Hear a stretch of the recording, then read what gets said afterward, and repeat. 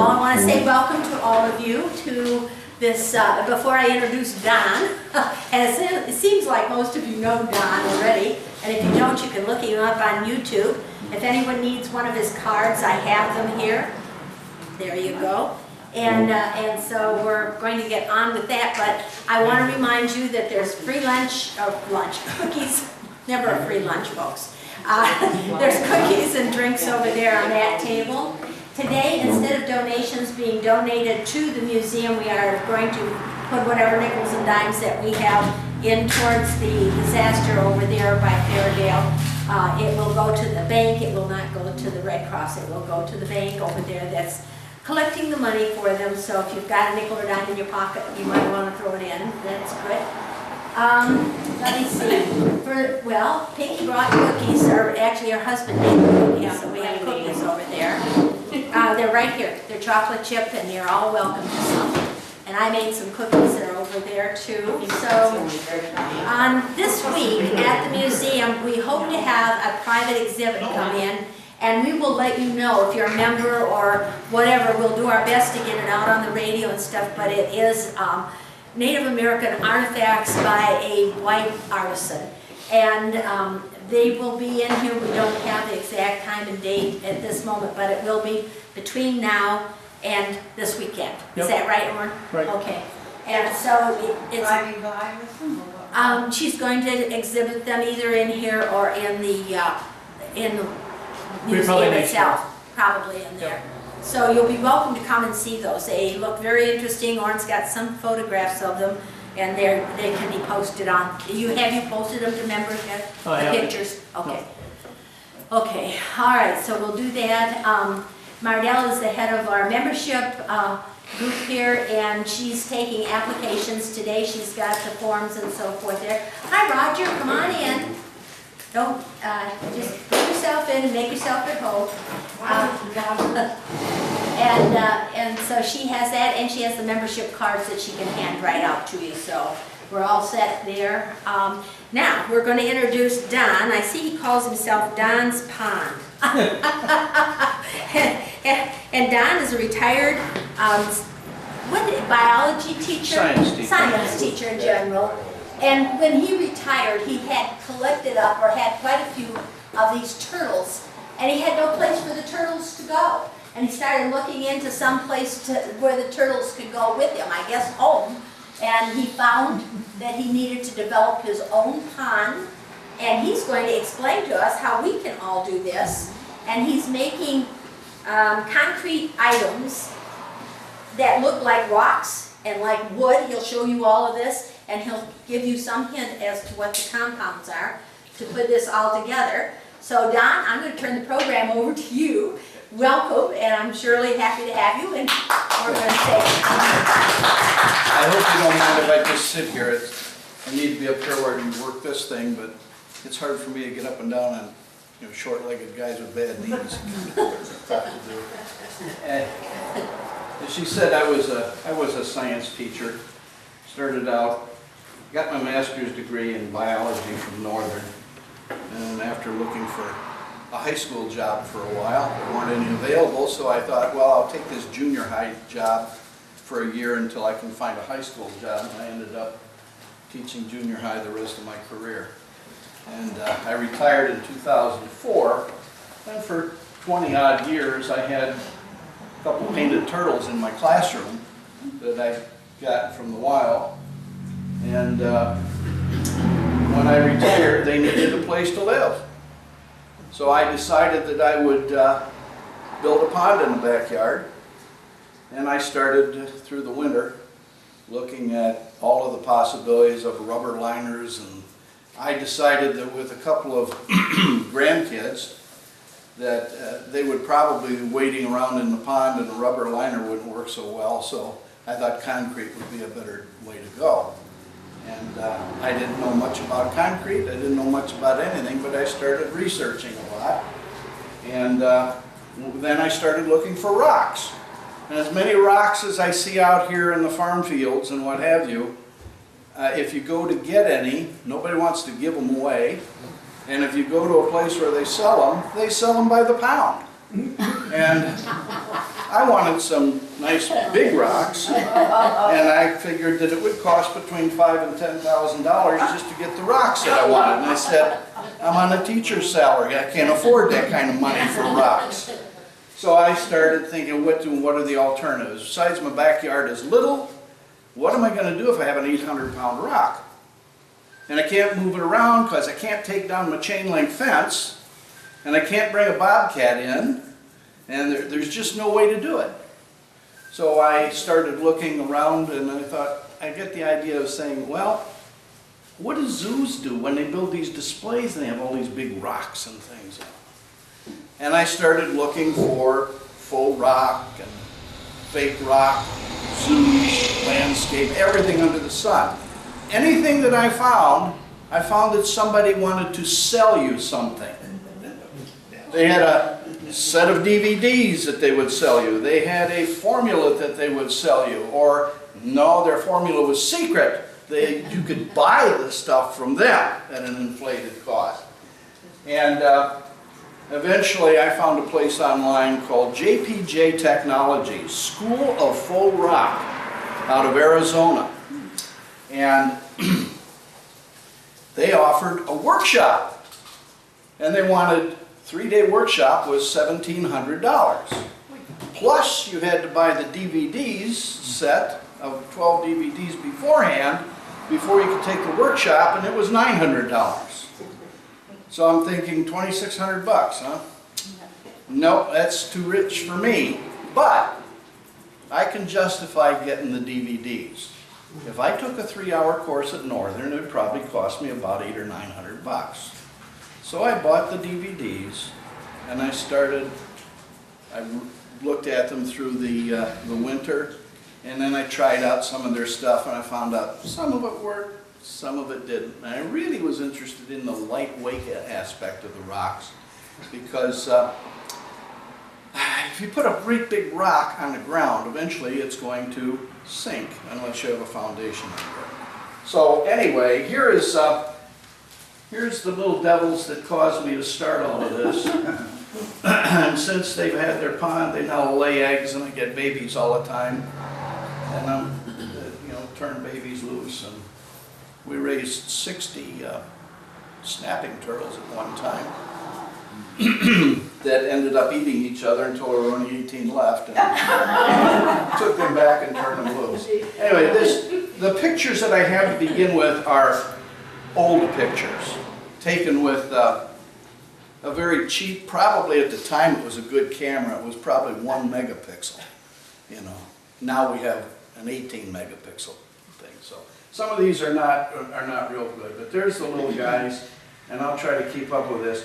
Part of my problem today is this little laptop is replacing the one that I normally like to use. It's suddenly decided to go on the fritz. And this is something Marcia picked up on one of those Black Friday specials. So it was, what, $179, something like that? Anyway, I found out that Windows 8 is horrible. I hate it. And the stuff that used to play my movies isn't on there anymore. They eliminated a lot of those programs. So I had to run around and find all kinds of crazy ways to do it. And I wasn't about to go buy a new office to get PowerPoint and put them all in PowerPoint. So anyway, bear with, please. This is my backyard, and this is what it looked like. Whoa, I'd say the quality's not real good. It used to be a garden, and I just kind of started digging it out, and because I couldn't get up like a skid steer or anything else in there. The only way that I could dig the hole was 1 shovel full at a time, put it into a 5-gallon bucket, and when I had black dirt, I put it out in the front yard and spread it out, and where I had holes and what have you, and when it was clay, I just had to find a way to dump it somewhere, so I made a berm along the back that's now a raised garden. But it was just 1 5-gallon bucket at a time. It took about 6 weeks for me to dig the hole. So it wasn't a whole lot of fun.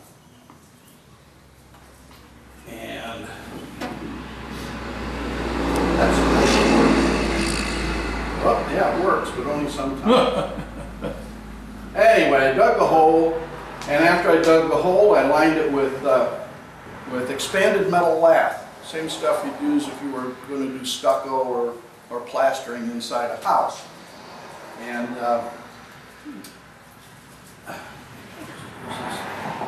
these are all little, so. And there's what it looked like. I knew that enough about my turtles that if they were given the opportunity to wander off, they would. And turtles can even climb chain link fences. So you have a 4-foot chain link fence around, they'll find a way to get up and over that fence. So you need a wall, and I thought, you know, the best way to do it is landscape blocks, and then make it so that the backside, you know, when they stack at an angle, so the inside wall is at an angle. I dare those turtles that try to climb that. And so I had a temporary pool here for my turtles while I was digging this thing. The pond itself is 9 feet wide and 17 feet long.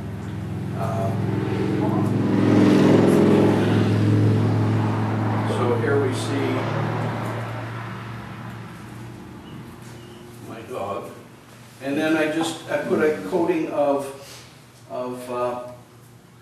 concrete on that metal lath, and then it's a special mix. What I found, started out with was just making a mortar mix. 3 sand to 1 cement with some fiber put in it.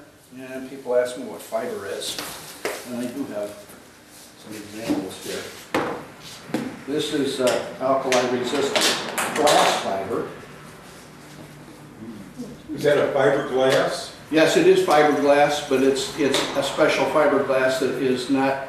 If you took like fiberglass insulation and chopped it all up, put it in your concrete, a couple years later, concrete just completely falls apart because the alkali will just dissolve that glass.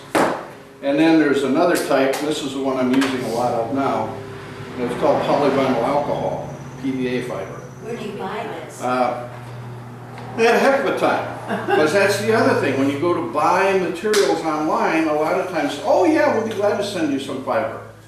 In pallet loads only. $3,000 worth at a time. You know, and enough that I could be making rocks for 500 years and still not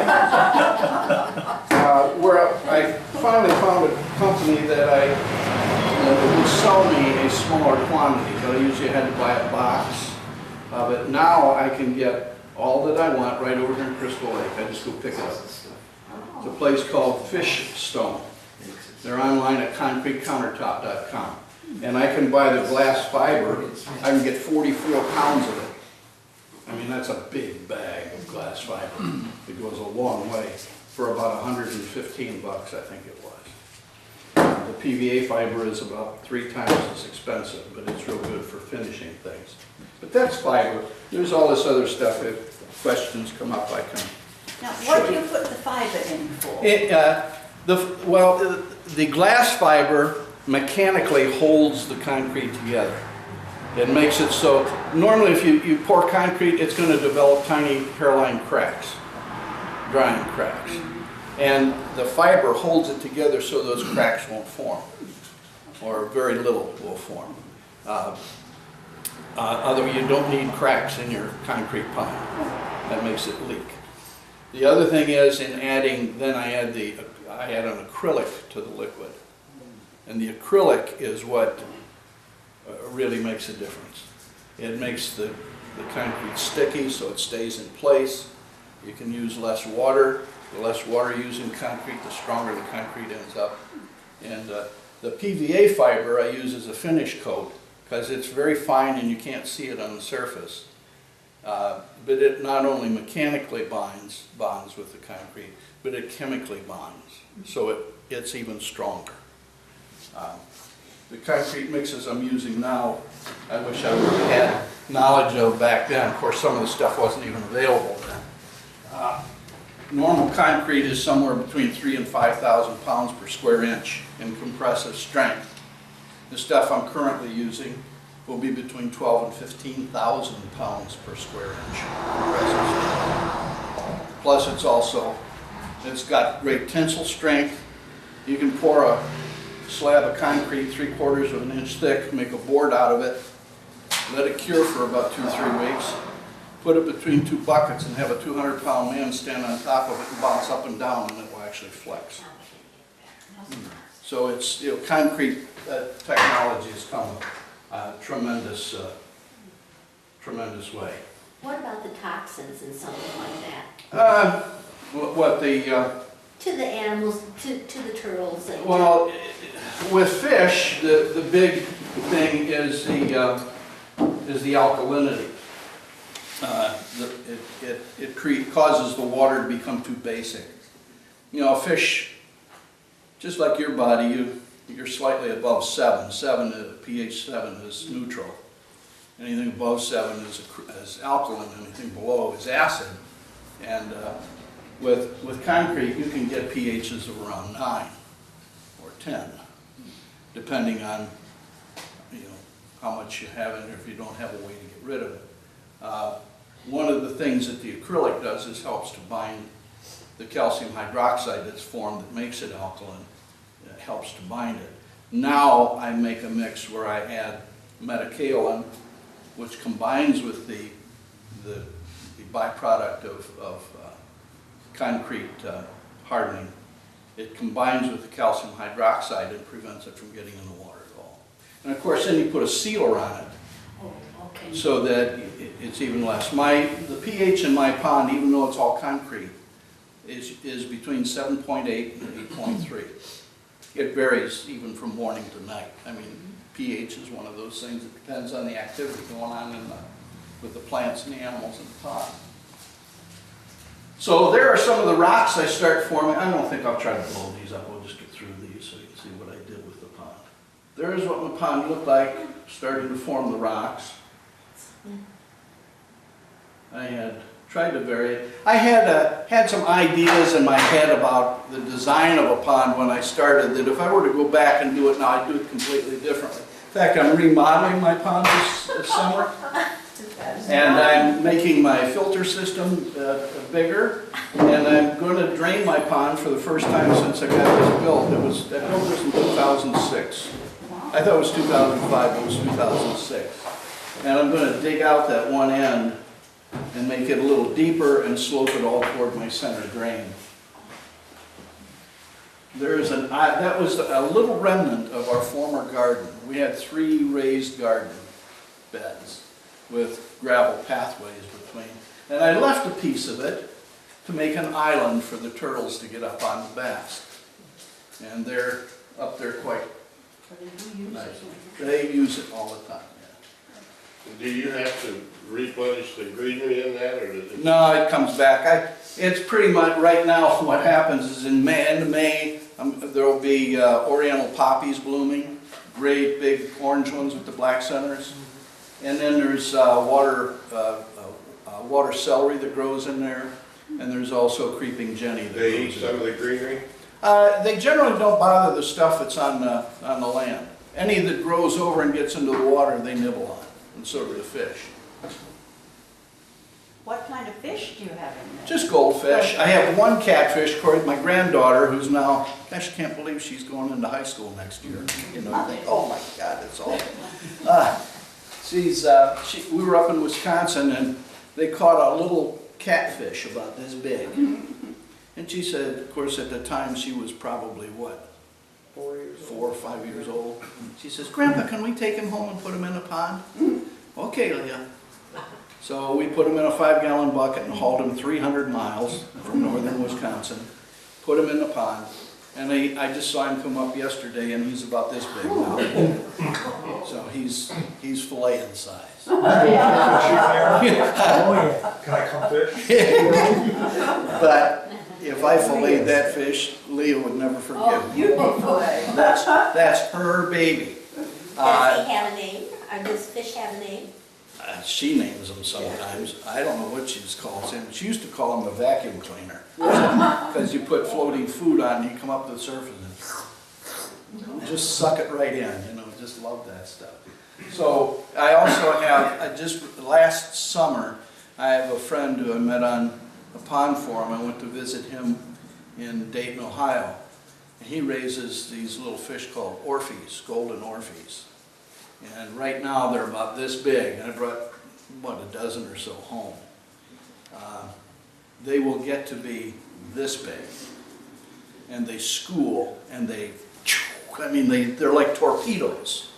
And they fly all over, and they'll jump to catch insects in the air, and just very active critters. Entertaining. Are they colorful?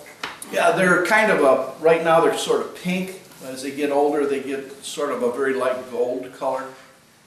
You'd think they were goldfish, but they're skinny and long, and fast as all get out. Vicky has some fish that are black. Well, they could be goldfish. They could be gold. Oh, absolutely, A black yeah. goldfish? Oh, absolutely. In fact, the Japanese say you must have one black goldfish in your pond, or you will not have good luck. Good And luck. my one black goldfish has now turned almost completely white. So, Yeah. Do you get cats that want to come in and fish? I'd like to see them try. Okay. Yeah, I've only ever had one raccoon in the yard, and I had to kill it because it obviously it either had distemper or rabies, because it was really acting strange. I mean, it was a half-grown raccoon. I thought, get out of here, and I squirted the hose on him, and he didn't get mean. Didn't he? No, he just kind of slumped down. And I thought he'd either hiss Yeah. or he'd take off. He didn't do either. And after squirting him a couple of times, he just kind of would slink away. I thought, that one's sick. Something wrong. So I dispatched him. And you don't get herons either then? The great blues are the ones we have to worry about. They have not They haven't found you? come here. They would not like my pond. Oh, it's- They like a nice shallow area to wade in. And there's one area around my little island that's only 22 inches deep, but it's like a channel around the island. The rest of it is 3 and 4 feet deep. And the sides are sloped. So Not good for herons. they don't do well.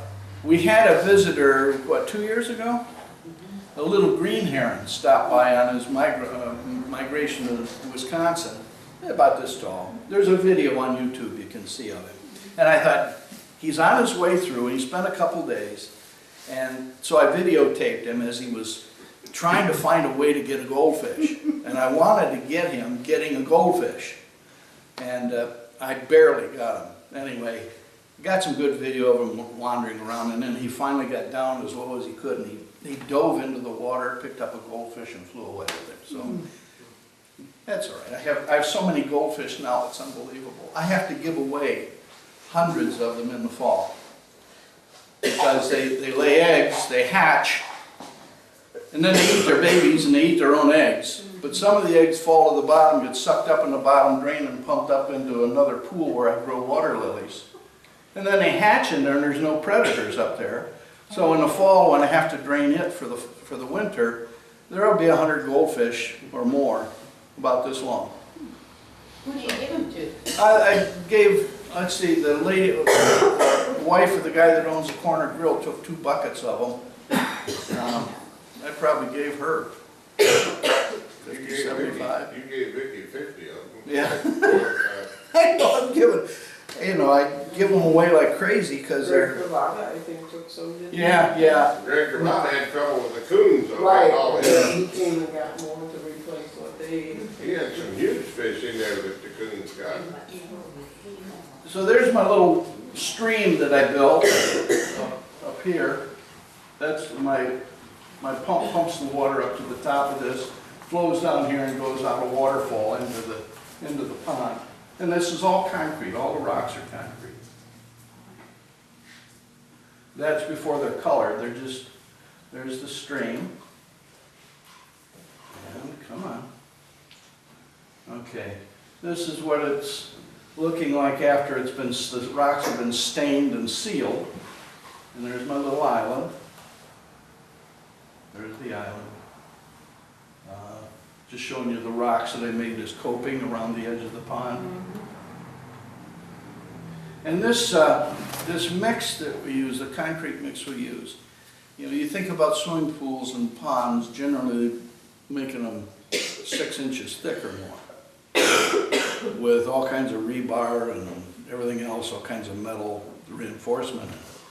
By using the expanded metal lath, and with the mix that we're using, heavy and cement, and the fiber and the acrylic, we're talking about walls that are only about 1 inch thick, to 1.5 inches. And I built one for my brother in Tennessee that's 20 feet long and 20 feet, is it 20 feet? Yeah, 20 feet long and 10 feet wide and 4 feet deep the whole distance. And same thing, it's just that thick. And there, you can see the rocks finished in the back. And there we have some water in it. You can see there's the school back there. There's my little waterfall. How many gallons of water do you think that'll hold? Total now I've got, with the whole system, because I have a lily pool now and the stream and all of that stuff holds enough water that there's about 3,000 gallons. 3,000? Yeah. Wow. Now, does that waterfall have enough turbulence that it helps aerate the water? Oh, a little bit? definitely, definitely. And then as it's coming down that stream, I built in little breaks in it so that it has to spill and bubble as it comes down the stream. So there's a lot of oxygen that way. In the summer when it gets hot, what I'll do is, the pump is on the other end of the pond. And it takes water from the surface to keep the surface clean. And then the pump is in a deep hole. And what I'll do is I'll drop an aerator or bubbler in there so that it's aerating the water as the pump is picking it up. Have you ever seen that aeration system they got on the Calumet Sag Canal on Cicero? Where it crosses, they've got a park out there, and they've got 5 pools that are several hundred square feet.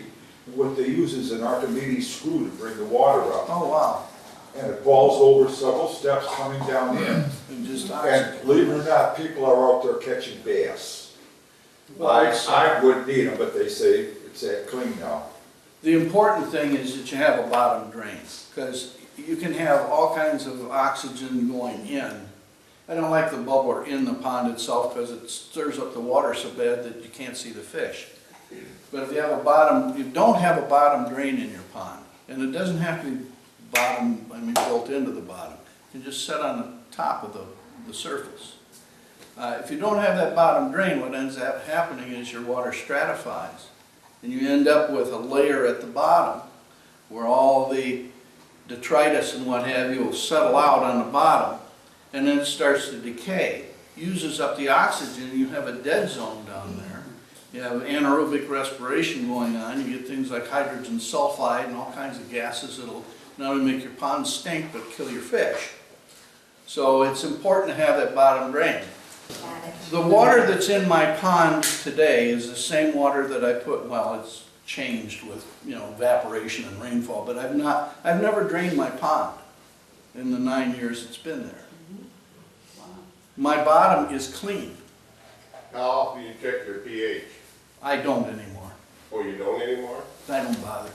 Well, what happens with the waste from the fish? Well, it settles out to the bottom. I have a gravity-fed bottom drain. It draws water up into another little area, and it sucks up that detritus while it's suspended. And it goes in there, and there's a pump that pumps it then to my lily pool. And it's a very small pump that pumps that. And it flows through that lily pool, and it all settles out because the rate of flow through that lily pool is very slow. And then there's 2 filters on the end. So in the fall, when I have to empty the lily pool, and I open that bottom drain, it looks like crude oil coming out the bottom.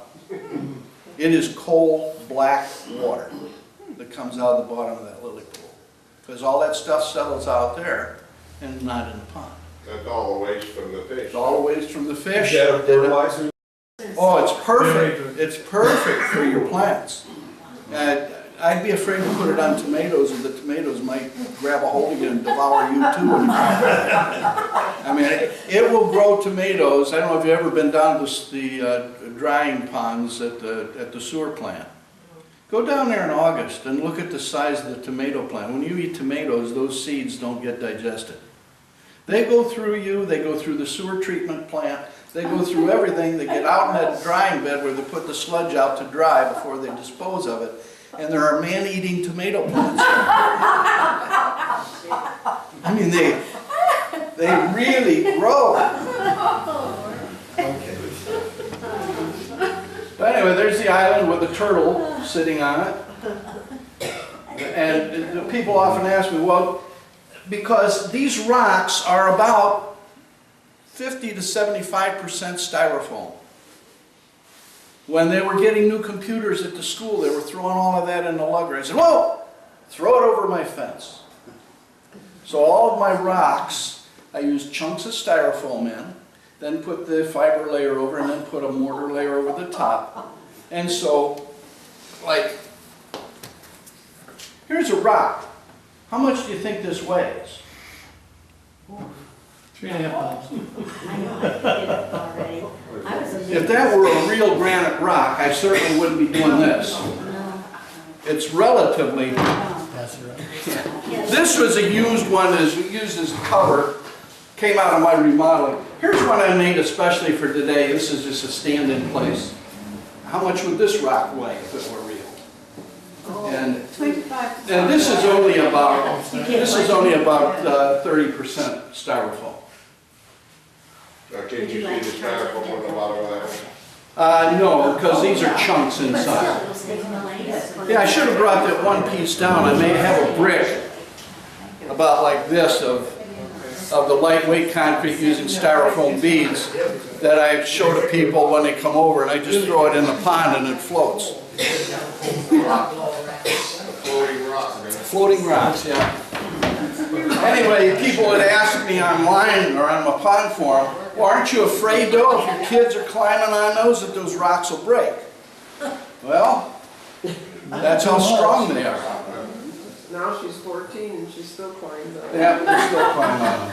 They love it. And the fifth graders come over on a field trip in the fall. And it used to have 7 classes, now they're down to 5. But they climb all over them, and if they can deal with 100 or more, 125 kids climbing all over them, they're just fine. Can't believe she's going into high school now. There, you see how the water bubbles over those 8th grade and those barriers? And that really does help a lot. And there's one of my original rocks. This is the way I used to do them. I don't do them this way anymore. But I used to take a mixture, a big deck brush, and I'd use a real soupy mixture of concrete, and I'd splash it on to give it that real rough texture. And then using a whisk broom, you want to give them all these little speckles. How do you get that speckle? Put it in some acrylic paint, shake almost all of it out, and take a stick, and you do this, and it just spatters little tiny, as long as there's not a whole lot on it, it'll splatter all those little speckles all over. Use several different colors, and you got granite. Gives it a granitic look.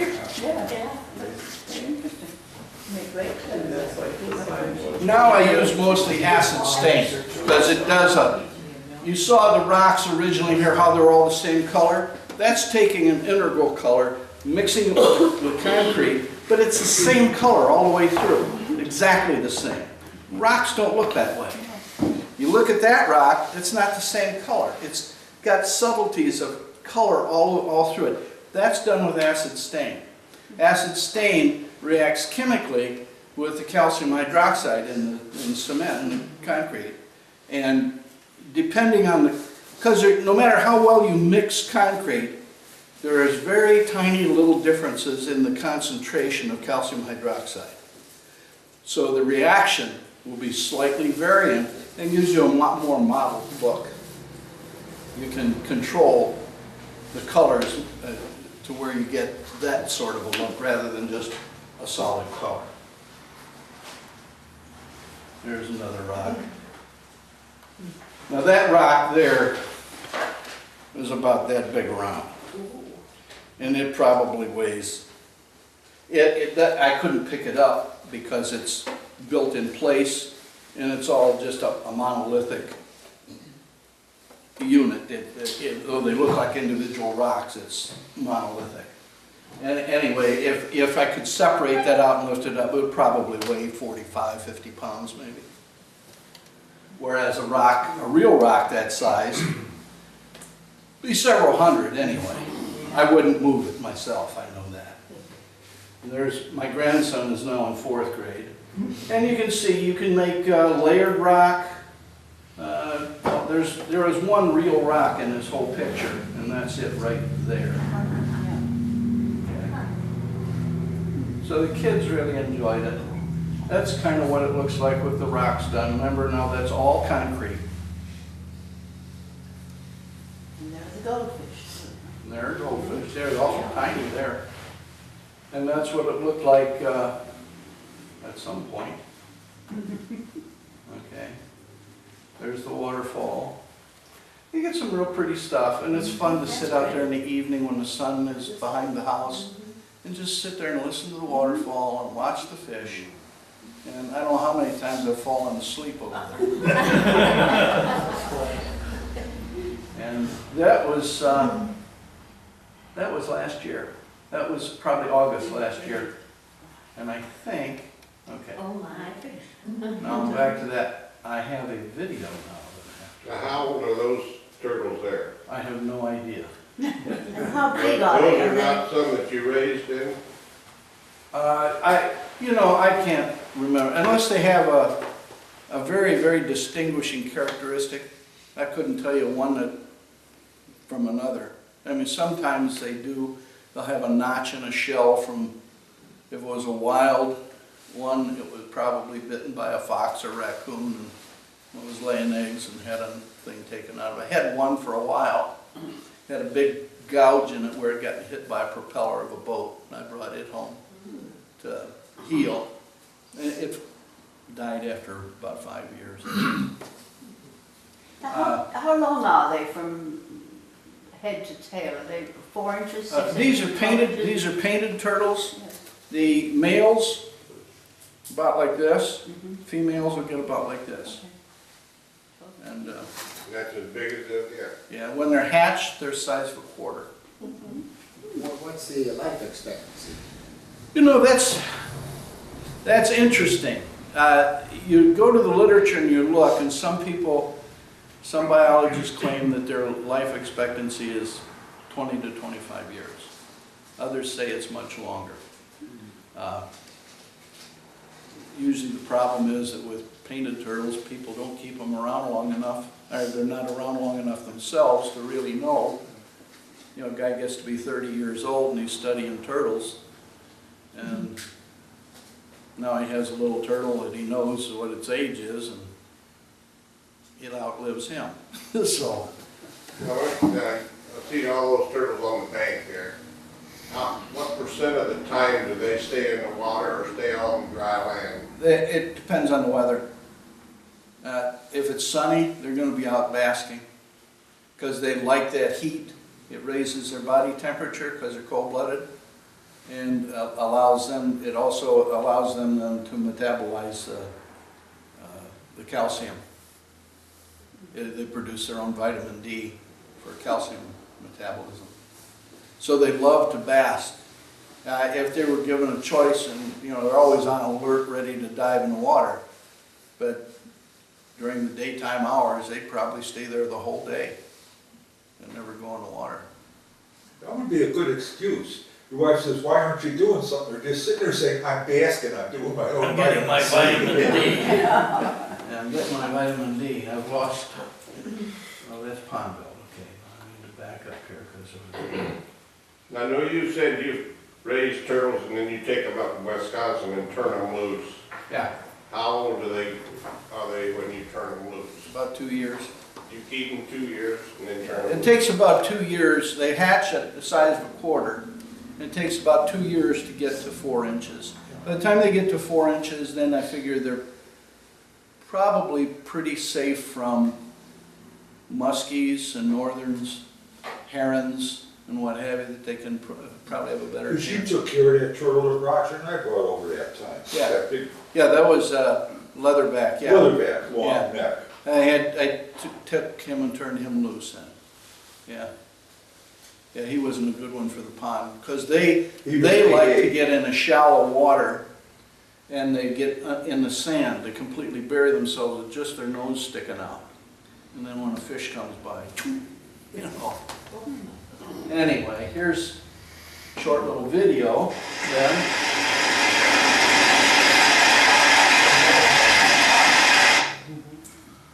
Now what? Okay.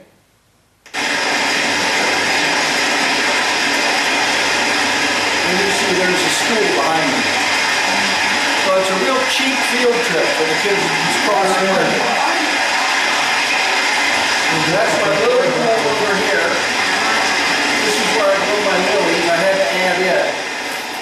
You'll learn as you go along. For the first couple of years I had my pond, I grew my water lilies in the pond. And water lilies are ones you hope people give to you, because when you buy them, they're like 25 bucks a plant. And then suddenly my turtles decided they developed a taste for water lily leaves, and they were eating them right down to the pot. So I like the water lilies because they're pretty. So I built the extra little pond. I keep it there, and now it's a settling tank for my Now you can keep your lilies over from one year to the next? yes, I just, at the end of the year, I take them out of the lily pool, cut them back to the pot, stick them in the deep water in the pond. Then in the spring, take them back out, put them in the lily pond. What do they do in the wild though? Oh, in the wild, they have roots down in mud, Yeah. you know, thick, or they're, you know, they're deep enough that their roots are protected by the mud, unless they're in an area where it completely freezes. And the hardy lilies still make it. They still make it. Do you have to give, supplement their food, the turtle food? Do I feed the turtle? Yes. Oh, yeah, I feed them. Actually, I found they're just as happy. I looked at the ingredients of the thing. The turtle food that's most popular is called Reptomin. And you look at the breakdown of what's in it. And then there's floating fish food from Tetra. It's a nice clean stuff to use. And you look at the nutritional content and they're virtually identical. And the turtles love the fish food, so I just buy one thing and throw it in there, and the fish eat it and the turtles eat it, and catfish comes up and sucks his portion off the surface. Don, what happened when you got flooded? I know there was a problem from the school. I have a wall around my pond. Oh, okay. See, my wall is 18 inches high. As So that protected. my right quadricep will gladly tell you. Because when I was building the pond, I was waiting for the cable guy to get there, had the phone on the deck, and I'm working away building rocks, heard the phone ring, and I started to run to catch the phone, and my mind said, yes, your body can jump that little wall. My body said, guess what, pal, you didn't make it. And I caught my right foot and crashed and ripped the quadricep right across here. Now, how long was I in physical therapy with that? You have a I mean, fence. I know how. Yeah, I do have a 4-foot fence around my But I yard. know how stupid kids can be. Yeah. And amazingly, when the kids come over to visit, they take ownership in it too. They really like it. I've only ever had one kid say anything that made me worry a little bit. It was a girl, 5th grade girl. She says, any questions? She says, yeah, what would you do if somebody came in here and trashed this? Oh my God. And I said, well, you see that camera up in the window? I'll just turn the video over to the police and let them deal with that person. That was the end of that. Luckily, I happened to have my video camera up there at the time. Yeah. How deep does the water normally freeze to then, in an average winter? Because it gets pretty, last winter it got, not this past winter, but the one before, it got terribly. I think it only got about 3 to 4 inches. I keep a bubbler going in to keep a hole open. And if you don't circulate the water, once ice forms, and then snow, especially snow on top of that, it forms a blanket, and your ice won't continue to get thicker. And when I designed the pond, I designed the walls by putting styrofoam beads into the mix, which gives it some insulating value. The bottom, I use no styrofoam, so it can pick up the ground heat.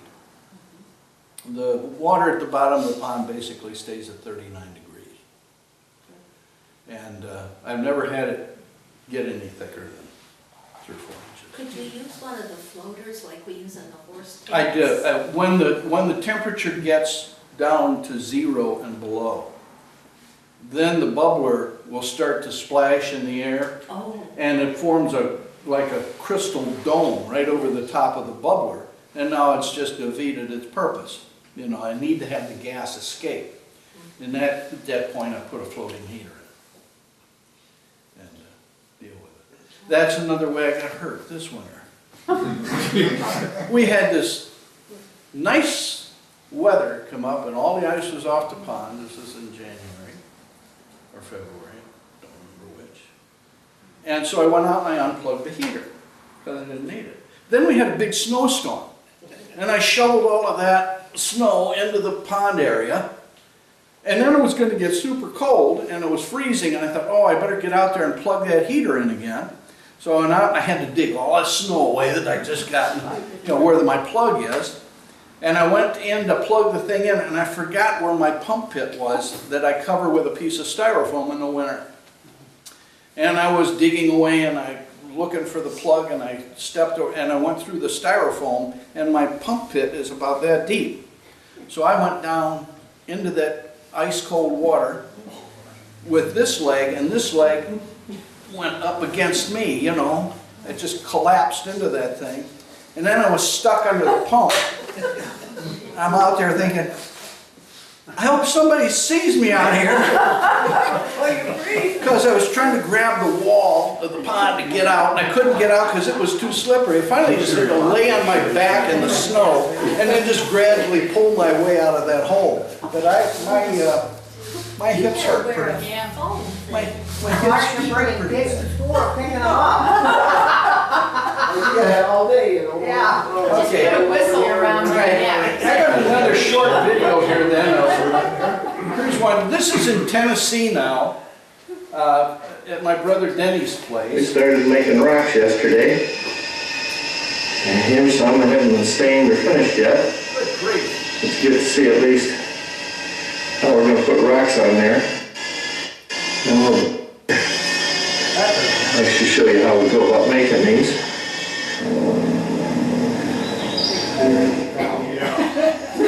Alright, here's how we form some rocks. First, put down a little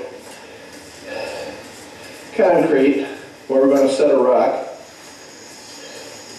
That gets right. That's my brother Denny. And use a chunk of stuff. Go ahead and use the whole chunk. Yep. Use lots of chunks of How you grease, recycle styrofoam. styrofoam instead of And then throwing we're it going to away. cover this I recognize with that.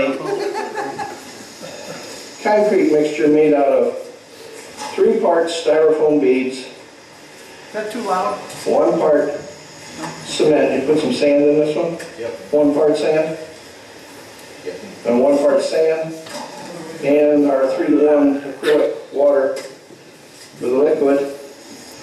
And we just generally put a generalized shape of what we want the rock to look like. And then we're going to put a second coat on this of 3 sand to 1 cement mix. That will be the finish coat. We'll texture it with a sea sponge. And then we will stain them and seal them. So here we are with a line of potential rocks. The mix is made that contains the styrofoam. We mix up a batch, 3-to-1 sand mortar. Now it's my turn. Begin with acrylic and fiber in it. And we put a layer of it over the top. So the first layer has already dried for several days? Or no, all it needs to do is do an initial set. Doesn't even have to have final set. Initial set, so it's just firm. Okay. Then you can put the other stuff on top. And it's better to do it then anyway because you get a good bond between the 2 layers.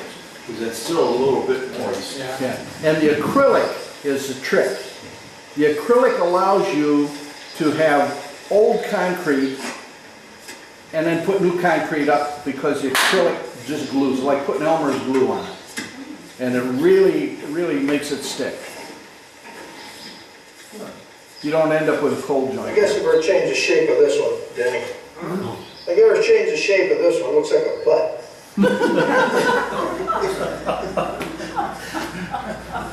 We could have one named Butt Crack Rock, I guess.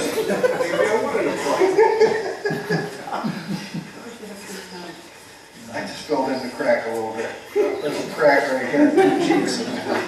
Yeah, and then after we get on a layer of sand mortar, take a sea sponge, wet, and we texture it.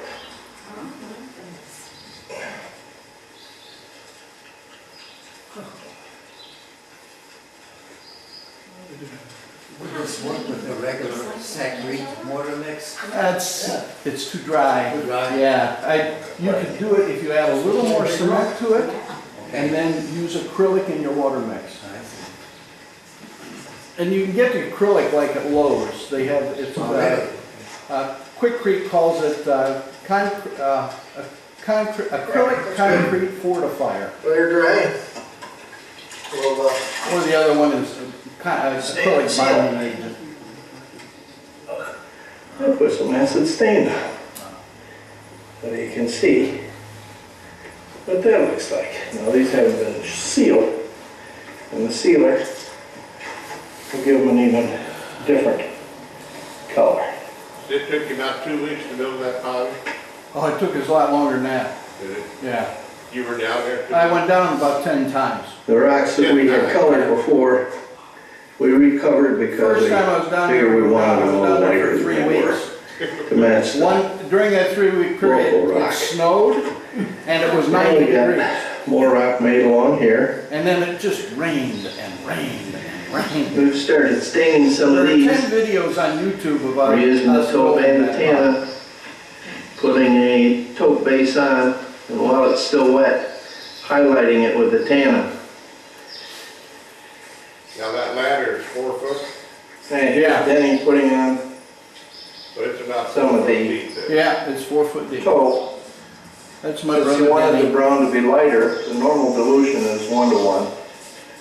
We've diluted this about 3:1, so that it doesn't get nearly as dark brown. It remains a lighter brown. And as he goes over this, I'm going to come behind and highlight it. It's funny stuff because it takes about an hour Tannin. for it to develop Again, we've diluted the full tannin. color. It's a chemical reaction. It's an orange. It's hydrochloric or muriatic acid with metal oxide salts in it. So while this is still And wet, I put the tannin on now it reacts with the calcium hydroxide and forms these colors. with the brown on that link. As it has a spot, so I just kind of. Two brothers, 8 years apart. Here in Canada. He's over there yet? It No, takes I'm older than he. somewhere born in to 51. an hour for it to get its I was born in full 43. density. And you just have to kind of leave it on for a while. Kind of watch it. If it gets darker than what you want it to be, then hit it with a hose and washing it You off. can see the colors developing as we put it on. Its reaction to this one. Will eventually turn brown and a somewhat orange color. They have a lot of sandstone down there. And he started digging his pond by hand, ran into chunks and roots and everything else. He lives on the top of the Cumberland Plateau in Monterey, Tennessee, halfway between Knoxville and Nashville. And it's a big development, 15,000 acre development. And he had propane and they were putting natural gas through. Well, the guys came by to put the natural gas line in and and it was raining. He says, "Can I park my backhoe here in your yard for the night?" My brother says, "Yeah, let me show you something back here." He says, "How much will you charge me to dig?" You know, he told him what he wanted. "How much you charge me to finish digging all?" He says, $100. He says, "Go for it." So he dug it down, and at about 3 feet, we hit a solid sandstone bedrock. Just a solid slab of sandstone. Good foundation. His pond is not going anywhere unless the whole mountain goes down. And then we, of course, we had the coping around, and that makes it 4 feet deep. So that's our. The level of his water is above the level of the yard. I'm sorry, what? The level of the water in the pond when you got done is above the level of the outside. There, a tiny. It's kind of hard to say. In one half, the back half it is, front half it's not, because he's got 3 acres of land. It goes back and then it slopes down this way, and then it drops off into a deep ravine. So his pond is back just before it drops off. The land is probably at an angle like this. So when this part, the water is definitely above the land surface. Over here, it's either even or maybe slightly below, which the So coping. you didn't have trouble with runoff water. getting That's in why the we have pond. the coping. Right. The rock coping keeps the water from getting into the pond. Yeah, because you don't want fertilizer going in your pond. I had that problem with my pond one year, where there's a fir tree, no, spruce, on the outside, yeah, Colorado spruce, on the outside of my fence, and some grackles decided they would build their nest there. Well, birds have this habit to keep predators away from their young. The birds, poop a little mucus sac of poop, and then the mother bird carries that away and deposits it somewhere. Well, she decided it was great to deposit those droppings in my waterfall. It was equivalent to probably putting about 3 pounds of fertilizer in a week, About every 5 minutes, here come another poop. Plop, plop, plop. And my pond turned pretty green because it was getting fertilized real good. It was really, really fertilized. The next thing I have is, going vertical. Not only did I get into doing the rocks, when I was down at Denny's, we had 2 pieces of rebar sticking up where we made this little wall by his pond. And he says, "I'm going to get a hacksaw and cut that rebar off." I said, "No, this is the area you said you want a patio? That rebar, let's build 2 rocks on the rebar that's sticking up there. And then we'll take a plank and we'll put it on the rocks and make a little bench."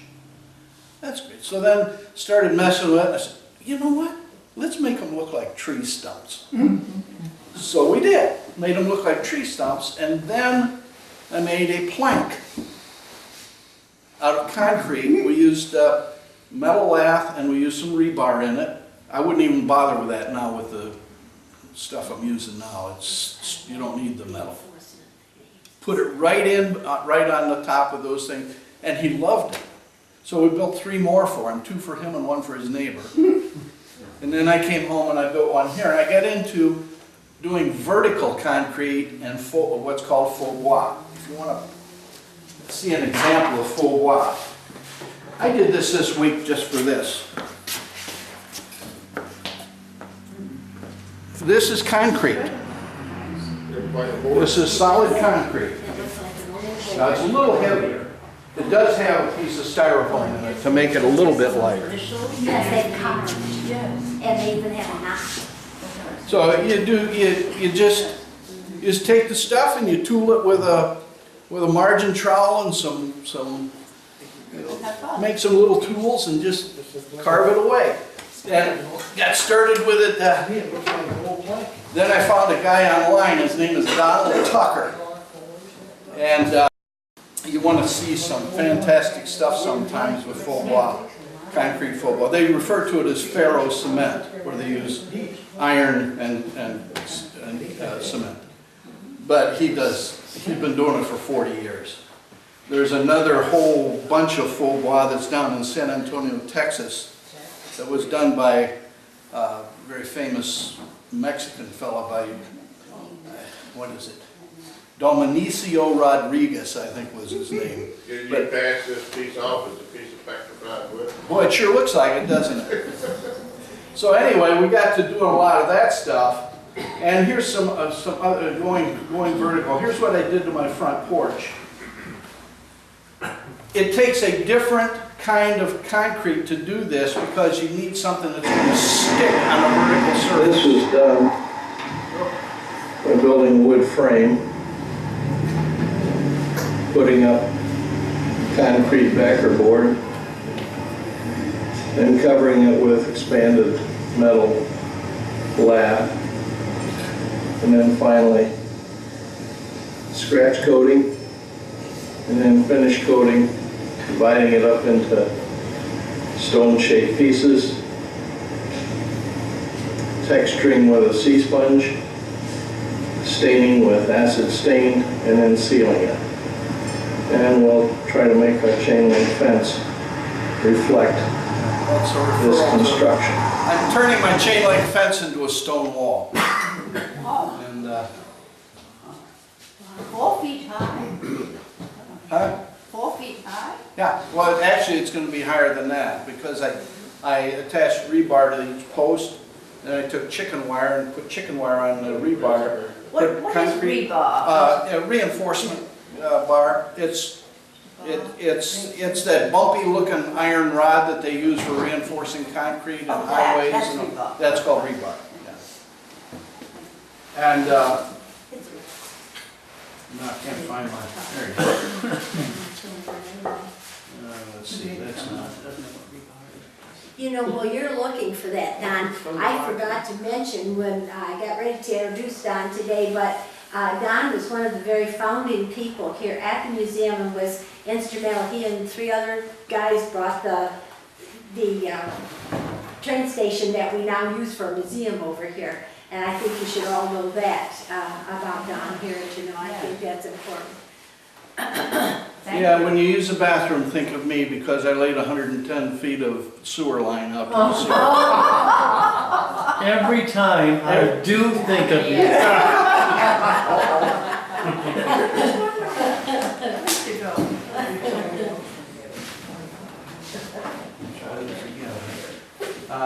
Gosh, I thought I wasn't going to have enough material. Looks like I'm going to run out of time, actually. Anyway, here is a picture. This is going vertical now.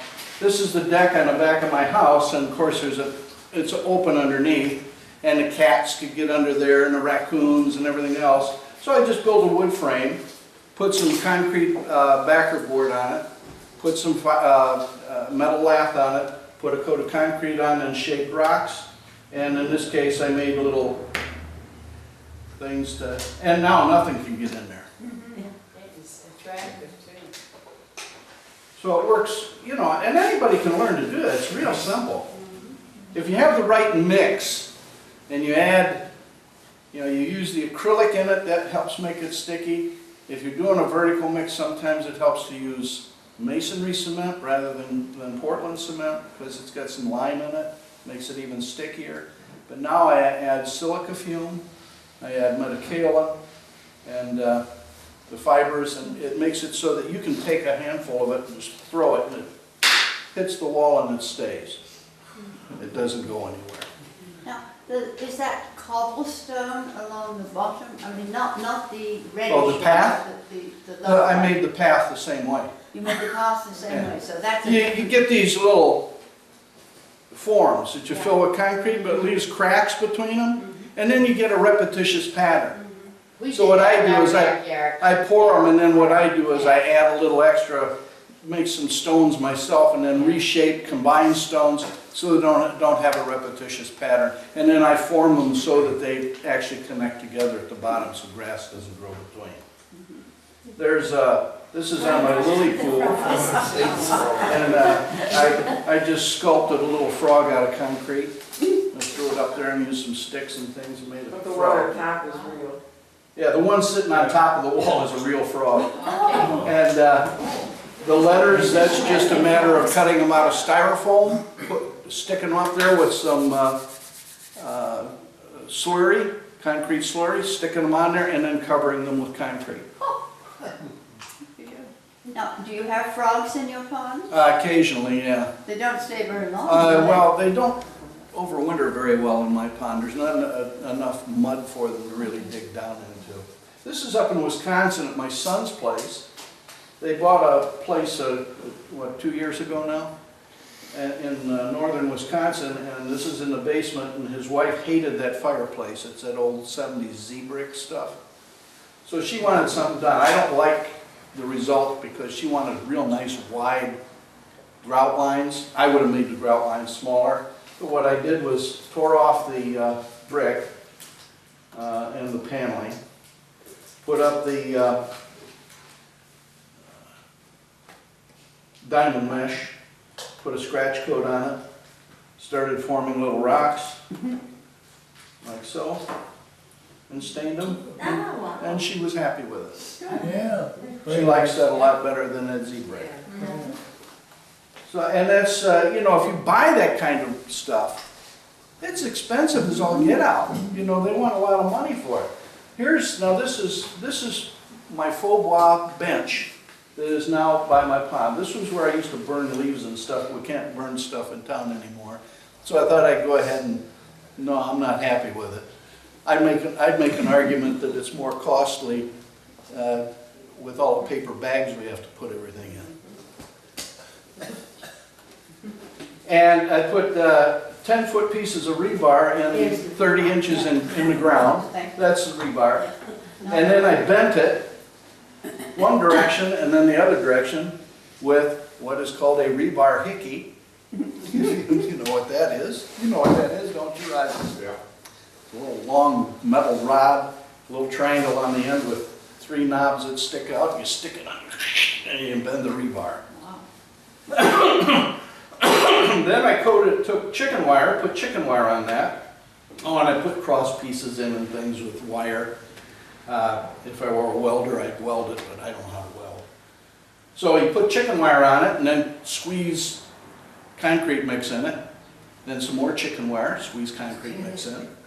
And then put the metal lap and put the final coat on it. So here's the first coat with chicken wire and concrete squeeze in. This has got a second coat on the uprights. And there's the second coat. And here we go, I put the back on. And there's the back. And I'm starting now, you can see the metal lath in there. And I also made some rocks. And now I've stained it, formed it, made it look like wood. And stained it. And then I made a, let's see, okay, there's the back. Still don't have a seat. Now there's the back, and you can see the rocks down below that I'm making. And there it is with the seat on it. But you can get to it, can you? Oh yeah, I built, here, I'll show you what I ended up doing. I built a set of steps. And that's out of rubble and my concrete mix with all that fiber in there. That thing is not going anywhere. You have to use a stick of dynamite to take that one apart. And then I started forming rocks along the back. And I used the landscape blocks as my base. Then I just cover them with concrete. So that I end up with what looks like a block wall or stone wall. And there's everything stone, and there's what it looks like when you stain it. Okay, so now you gotta look like a pile of rocks. And you can see that's the way acid stain makes the rocks look. I think they look natural.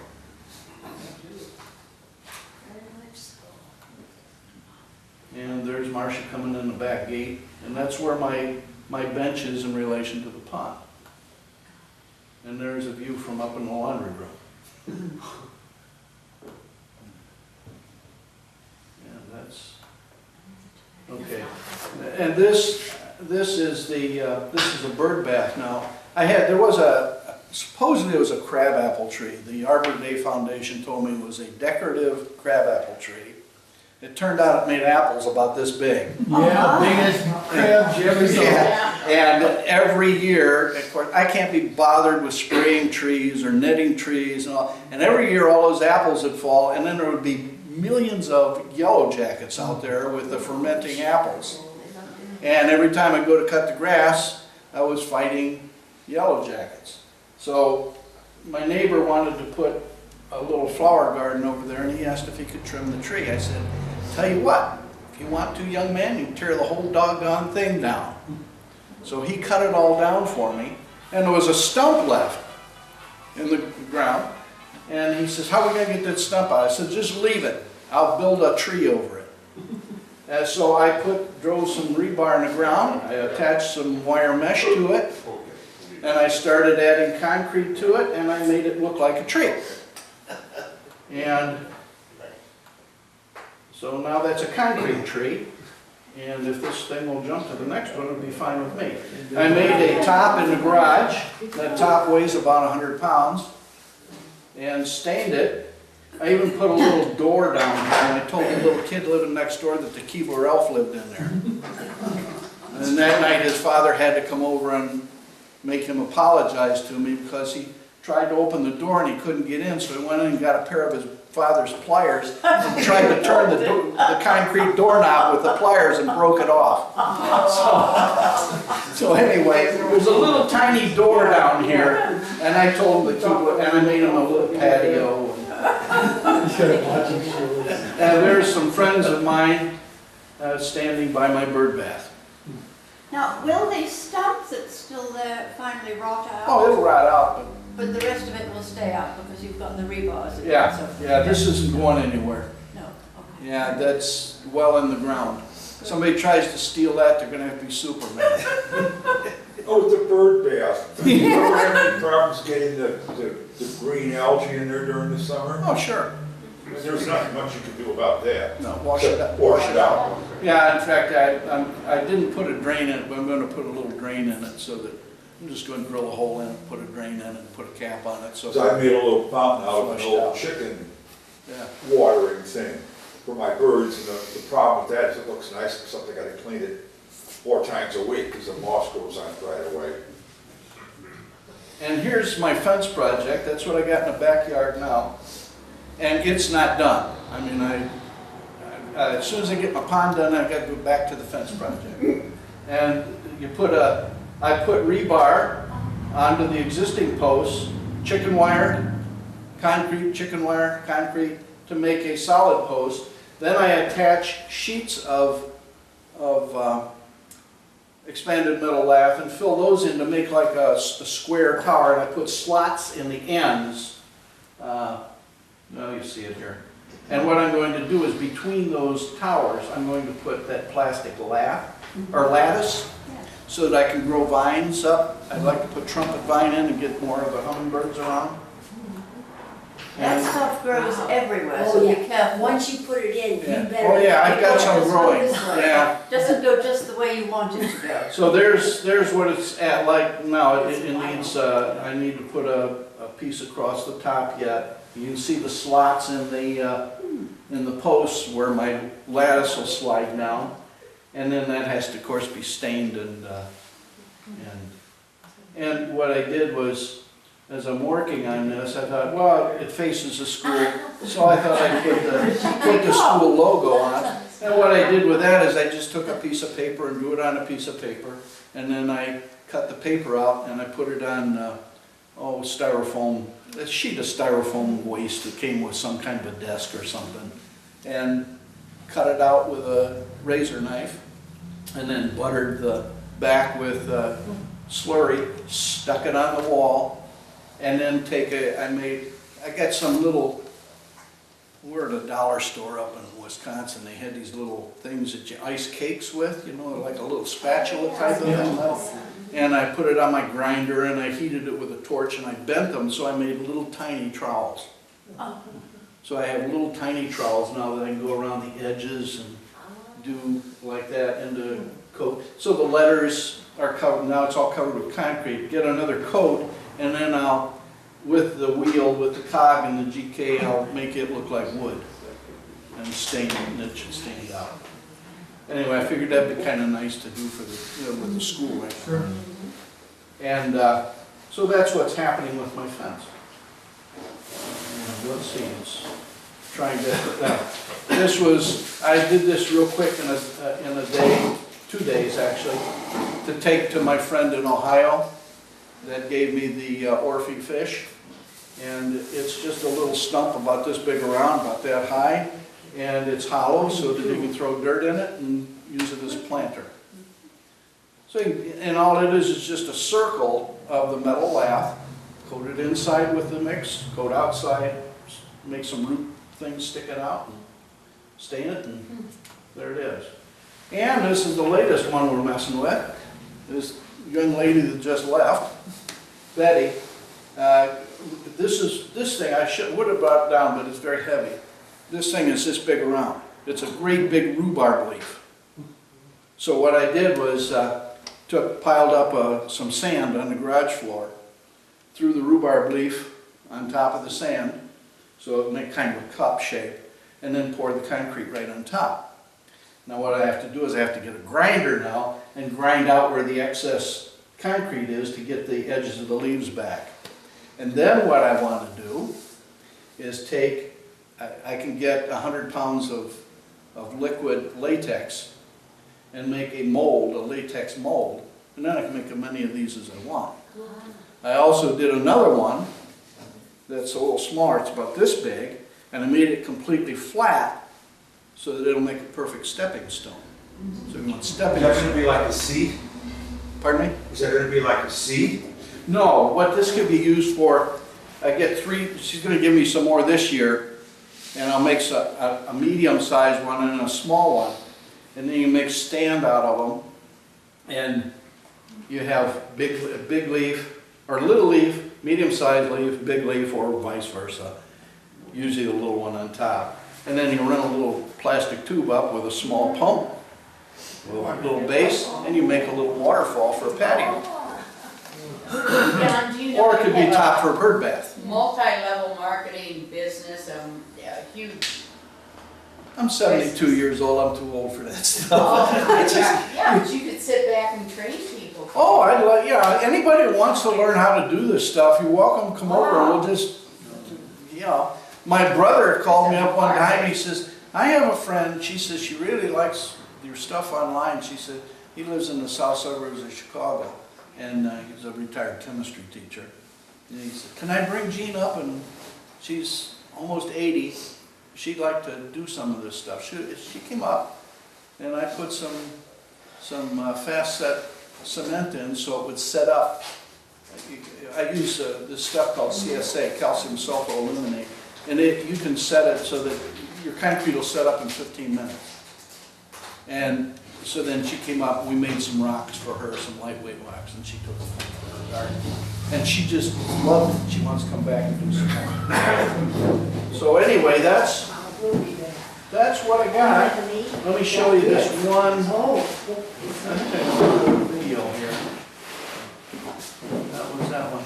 All right, want to know how to make, this is making the plank, the seat.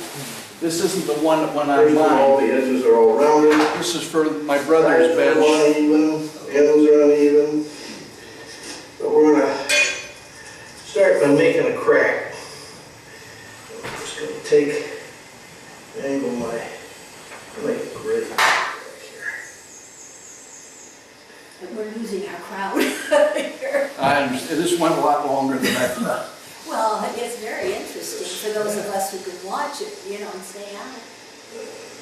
And these are, I kind of took chunks from a lot of my videos.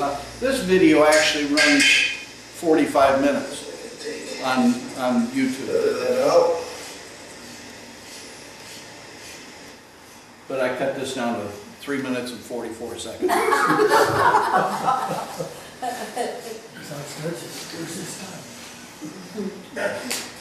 Now that little piece of styrofoam that you had laying on the floor. That's not styrofoam. This is expanded metal lath and rebar, because this is gonna be a seat for a bench. Okay, and then it's covered on the bottom with concrete, allowed to harden overnight, then I flip it over, cover this, and now I'm putting the graining into it. Pith. Is your brother retired too? Yes, What did he do? he was a chemistry teacher. Okay, it was running the family, Yeah. the sciences. Radial cracks, and they don't have to be exact. Now, the grain that runs this way through the board is going to be, it's going to go around that. We'll do some shapes like this. The nice thing about this, it's a lot like clay. If you make a mistake or you don't like something, smooth it out and start all over again. And how long will that take that to set? Depends on the mix. If you use no CSA in it, you got 4 hours. Ready for coloring. If you put CSA in it, depends on the temperature, depends on how much CSA you put in it. But you can also, if you want the fast setting stuff, you can control the fast set by either putting an ice bag in the liquid to cool it down. It slows the chemical reaction way down. Or you can add citric acid to it. And by adding a pinch of citric acid, it will retard the set. So you can adjust it to make it take as long as you want So or something like that, you want it for a long set, so you have time to... Yeah, to green, yeah. Now I've already gotten to the staining part here. This would be after it's set overnight. I have to pick up my brother. You're a true renaissance man. It's really wonderful. Bravo. I mean, I'd like to see more of that. Come visit. Yeah, well, thank you. Goodbye. Next color is called tannin. It's very much a yellow, kind of gold color. It's done. And those are going to be This is just trying to give you the flavor of how it's done. I got, you know, if you watch the whole video on YouTube, doing this takes 45 minutes on YouTube, and then making the tree stumps, that's another 30-minute video. essentially brown. Stronger root down, stronger the lead.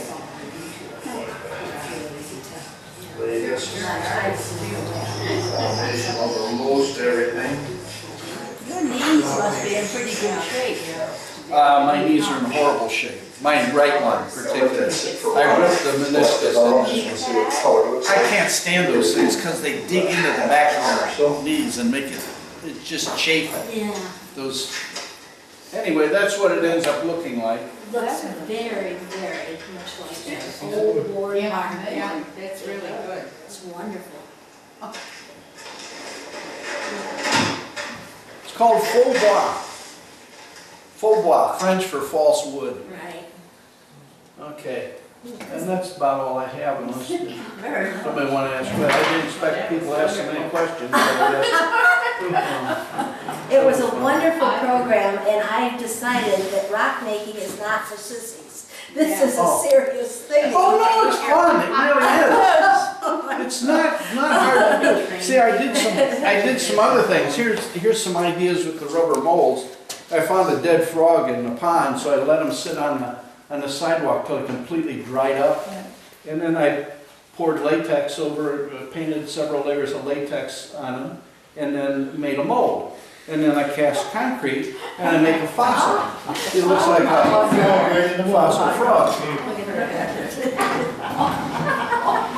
And then I wanted some real fossils, you know, like trilobites, and they're expensive.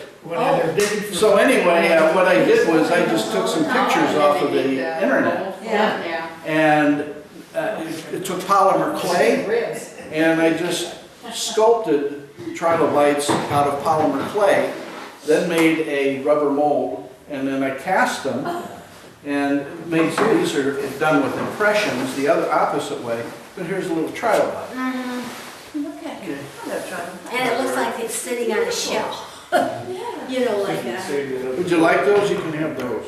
You can- Oh, wow. Thank you. Somebody want a frog? You can have a frog with a bug if you want. I'll take a frog. Yeah, here, give her the frog fossil. Well, what I can do, what I do with those fossils then, if I make some flat rocks, just put them right in the concrete and, you know, smooth it over. It looks like it's right in the rock. Well, I want to, for those of us that are left, let's give Don a big hand. This was wonderful. It's just a lot of fun. And, I'm telling you, you should be a multi-millionaire. He is already. He's just like we are, he's very, very rich inside. that's It's money right. from you two. You know, there's nothing that makes you richer than being happy. That's right. And if you, and if you start a business where you're obligated to do something, or if my neighbor says to me, could you help me build a pond? Be glad to. But if I'm in the business and now something goes wrong, it's my fault, now I gotta go back, I gotta do this, I gotta satisfy, not for me. No. I'm retired. I gotta get something to eat, I'm starving. Take care. I gotta show you that some of you might like to see this.